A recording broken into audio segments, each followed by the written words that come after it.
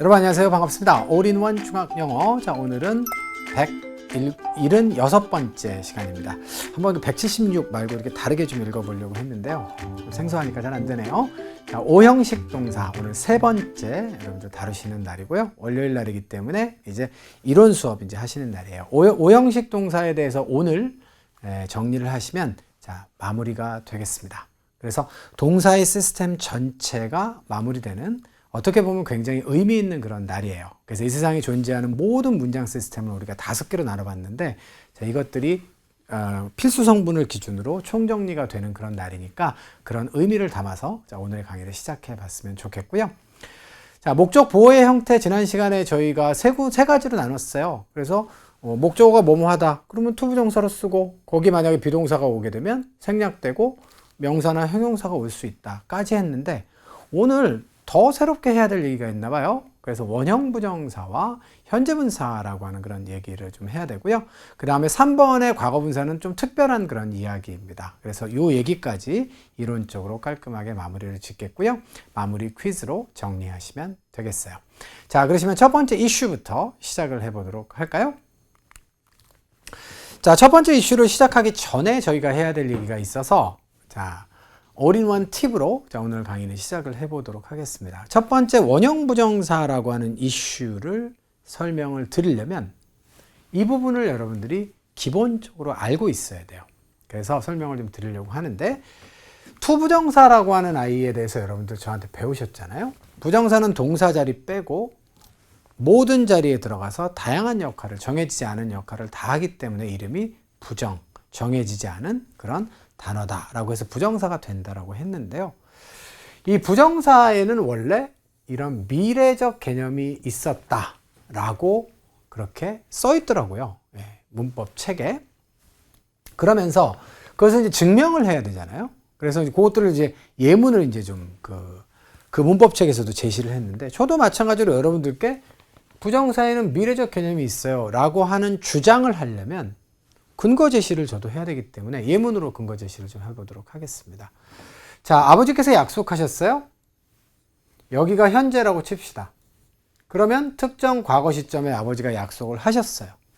약속하신 내용이 뭐예요? 그런데 다음 주에 태블릿 사줄게 라고 약속하신 거예요. 다음 주에 태블릿을 사줄 것을 약속하신 겁니다. 문장 성분은 당연히 목적어인데요. 다음 주면 지금을 기준으로 해서도 미래잖아요. 이때 사줄 것을 이 과거 시점에 약속하셨다라는 거예요. 자, 부정사의 미래적 개념이 있나요? 네, 있습니다. 자, 그래서 실제로 부정사가 명사, 형용사, 부사적 용법이 세 가지가 있는데 명사 용법으로 사용될 때 이렇게 투부정사가 미래를 나타내는 경우가 있어요. 자, 그리고 참고로 여러분들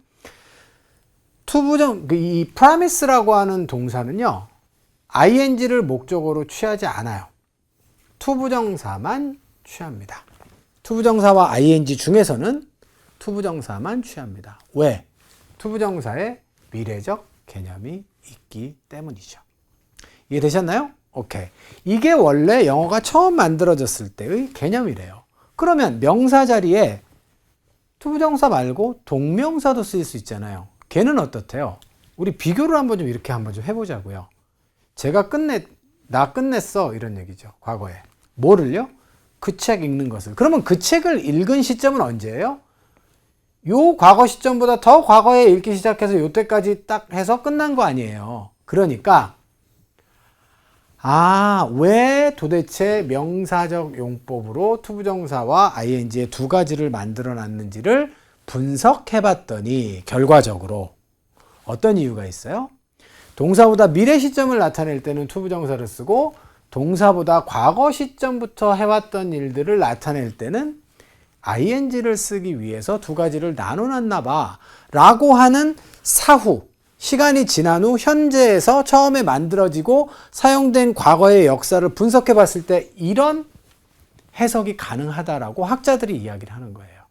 그래서 동명사에는 과거적 개념이 있다라고 이야기를 하고요. 참고로 finish라고 하는 동사는 ing만 목적으로 취하고 투부정사를 못 취해요. 왜냐면 앞으로 뭐뭐 할 것을 지금 끝낼 수는 없기 때문에. 이해되셨어요? 앞으로 여러분들 문법 수업의 과정 안에는 그래서 투부정사만 목적어로 취하는 동사, 투부정사와 ing 중에서 ing만 목적어로 취하는 동사를 따로 구분해서 외우시라 라고 하는 코너들이 있을 텐데 요거는 대부분 미래지향적 동사고 요것은 대부분 과거지향적 동사입니다. 물론 영어가 이제 수천 년 동안 이제 쓰였기 때문에 예외도 굉장히 많이 생겼습니다만 원칙은 이런 거예요. 이해되셨어요? 자, 근데 부정사는 명사적 용법으로만 쓰이지는 않죠. 형용사적, 부사적 용법도 있는데 자, 그거 얘기하기 전에 먼저 예외에 대해서 다시 한번 얘기를 좀 합시다. 원래는 이렇게 처음에 생겨났는데 어때요? 저는요 좋아해요. 평상시에 좋아한다는 얘기예요, 내가. 그리고 야구 경기 보는 것은 또 어때요? 평상시에 보는 거 평상시에 좋아해요, 이런 얘기예요. 다시 말해서 ing와 투부정사가 동사와 같은 시점으로 사용되는 경우도 명사용법에서는 굉장히 많습니다. 그럴 때는 구별 없이 쓰여요. 그런데 미래만 나타내는 미래지향적 동사라든가 과거만 나타내는 과거지향적 동사였을 때는 ing와 투부정사를 초기 영어처럼 구별해서 사용하고요. 그렇지 않은 대부분의 경우에는 이제는 그런 개념들, 부정사는 미래, 동명사는 과거, 이런 개념들이 다 퇴색해가지고 동사와 같은 시점으로 봅니다. 나 평상시에 좋아하고요. 평상시에 야구 보는데요. 평상시에 야구 보는 거 평상시에 좋아해. 라고 하는 문장이 되는 거예요.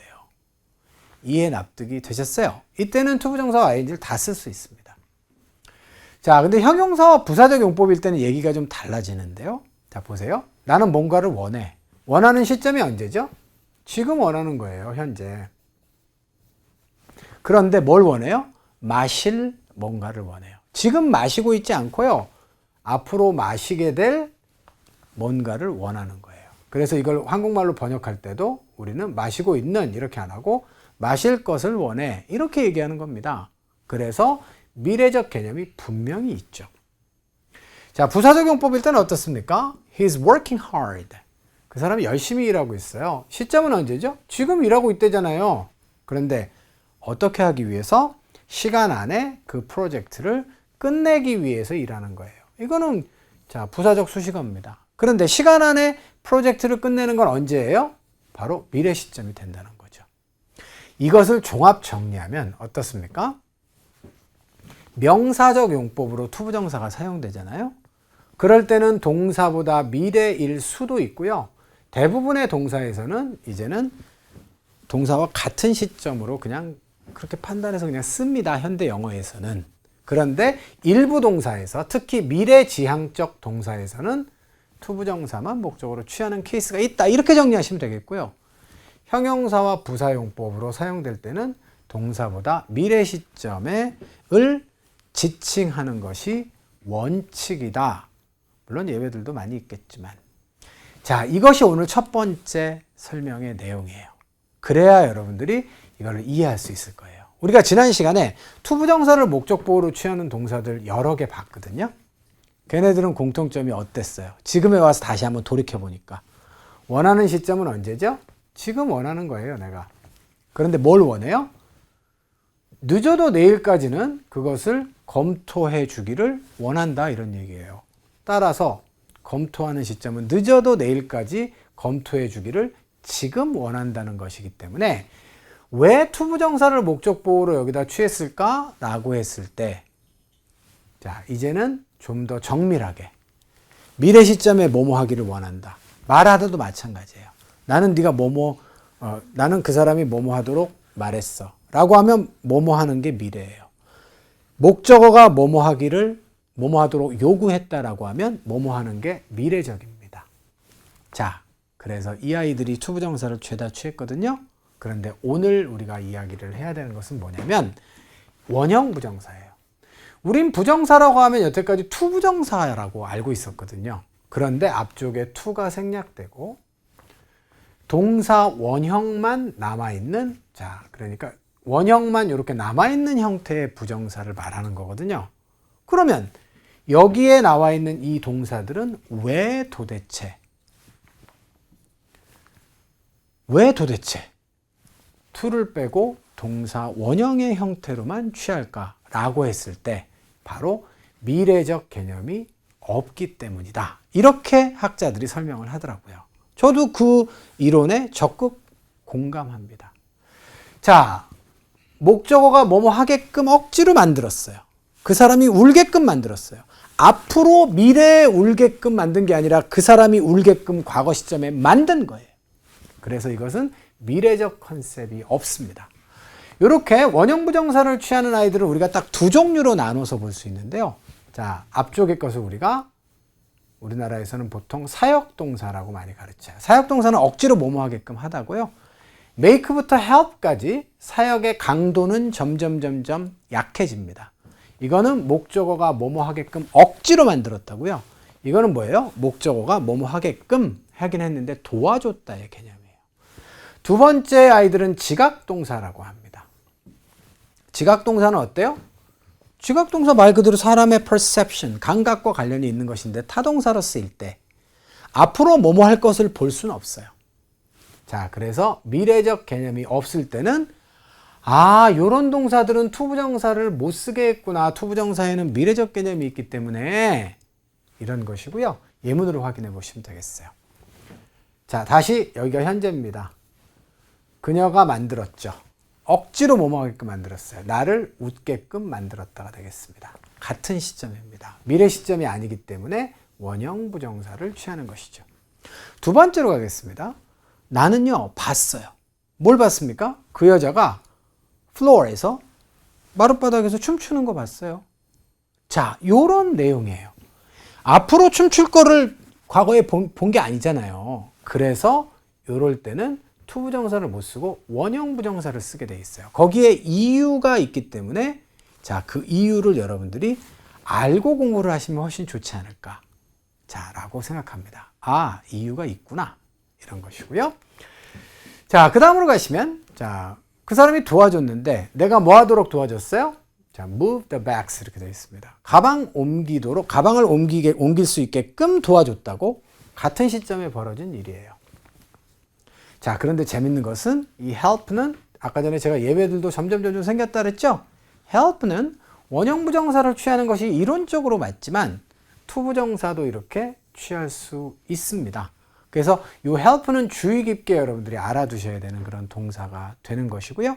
자, 그러시면 저 make는 이제 이해가 되시죠? 왜 저 아이들이 빨간색으로 써 있는지 지난 시간에 공부하셨습니다만 명사나 형용사도 목적 보호를 취할 수 있고요. 자, 오늘 이제 원형 부정사도 취할 수 있다라고 하는 사실도 알게 되었어요. 자, 그 다음에 여러분들 help는 어때요? 원형 부정사를 취하는 것이 원칙이지만 투부정사도 취할 수 있다. 그렇기 때문에 두 가지 이상의 목적 보호의 형태를 취할 수 있어서 저렇게 표시를 좀 해봤습니다. 자, 그리고 두 번째는 이제 오늘 현재 분사인데요. 현재 분사에는 원래 sleeping, 그럼 잠자고 있는 이라고 하는 진행의 개념이 있잖아요. 자, 그래서 소위 말해서 여러분들 지각동사라고 하는 것들 있죠? 자, 그 다음에 keep이 하나가 추가가 됐습니다. 자, 요 아이들은 진행적 개념이 있을 때 ing를 잘 취해요. 이건 간단합니다. 자, 두 개의 예문 비교해 보실게요. 제가요, 과거에 봤는데 그 여자가 춤추고 있는 거 봤어요. 자, 그 과거에 내가 봤을 때 그 여자 뭐 하고 있는 중이었어요? 진행 중이었다고요. 이런 개념이에요. 이해되셨죠? 자, 그런데 두 번째 예문은 어때요?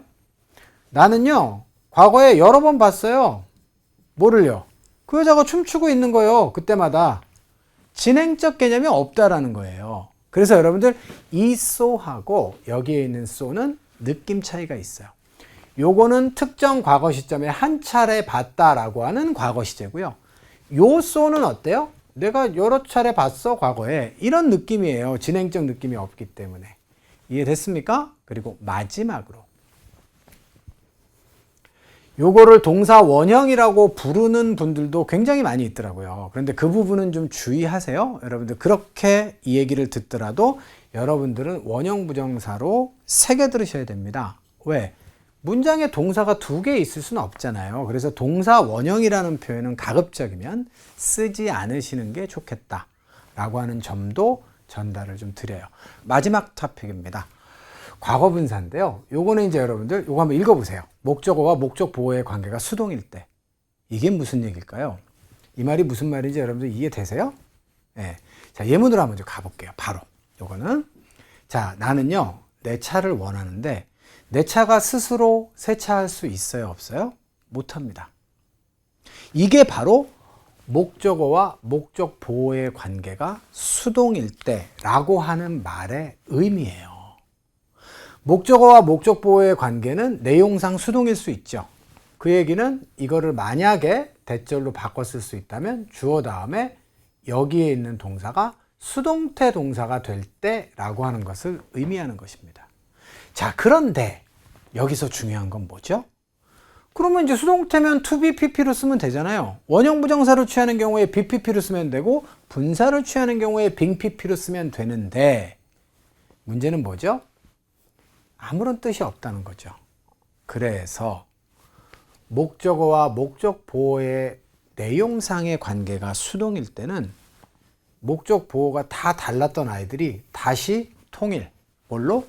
pp로 통일될 수 있는 것입니다. 자, 예문으로 보여드릴게요. want는 to 부정사를 취했죠. 목적 보호로. 그런데 to be는 어떻게 돼요? 생략됩니다. 그래서 내 차가 스스로 세차할 수는 없으니까 세차가 되기를 원했다. 이런 의미가 되겠어요. 자, to be 생략되고 pp만 남았죠. 그런데 사역동사 had도 있잖아요. 어때요? 내 차가 세차 되게끔 만들었다. 자, be가 생략됩니다. 내 차가 세차되는 거 봤어. 세차 중인 것을 봤을 때는 진행적 개념이라 being이 생략된 것이고 그렇지 않았다면 나 내 차가 세차되는 거 여러 차례 봤어. 이런 의미가 되는 것이죠. 이해 납득이 되셨어요? 네. 자, 이렇게 되면 자, 요 내용이 여러분들 다시 한번 이해가 좀 될 것이고요. 그러면 이제 이런 시험 문제를 풀 수 있어야 돼요. 선생님이 want는 to 부정사를 취한다. 미래적 개념이라 to 부정사 쓰라 그랬어. 그리고 여기다가 탁 답 쓰고 오시면 안 돼요. 먼저 뭘 따져봅니까? 목적어와 목적 보호의 관계가 능동일 때는 to 부정사를 쓰는 게 맞아요. 하지만 수동일 때는 to be pp 대신에 뭘 쓴다?